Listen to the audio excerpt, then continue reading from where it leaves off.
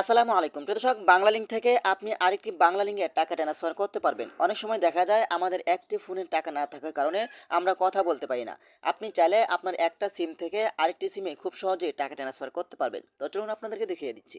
তার আগে ছোট্ট একটি কথা বলবো, যারা আমার ফেসবুক পেজে নতুন অবশ্যই আমাদের পেজটি ফলো করে রাখুন এমন গুরুত্বপূর্ণ নতুন নতুন ভিডিও পাওয়ার জন্য।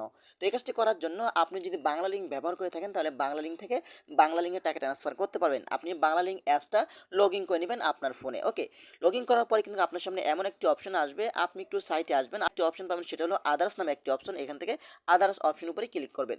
তারপর এইখানে আপনি পেয়ে যাবেন ব্যালেন্স ট্রান্সফার। এখান থেকে আপনি ব্যালেন্স ট্রান্সফার অপশন উপরে ক্লিক করবেন।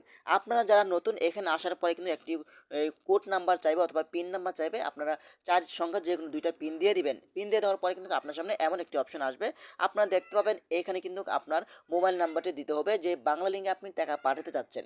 তারপর এখান থেকে কত টাকা পাঠাবেন সেই টাকাটা আপনি দিবেন।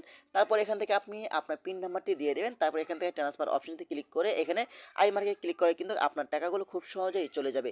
তো এভাবেই চাইলে কিন্তু আপনারা খুব সহজেই এক সিম থেকে আরেক সিমে টাকা ট্রান্সফার করতে পারবেন আপদে বিপদে। আশা করি ভিডিওটা বেশি বেশি শেয়ার করে দিবেন, যে কোনো সময় সবারই কাজে আসতে পারে। ধন্যবাদ সবাইকে। আসসালামু আলাইকুম।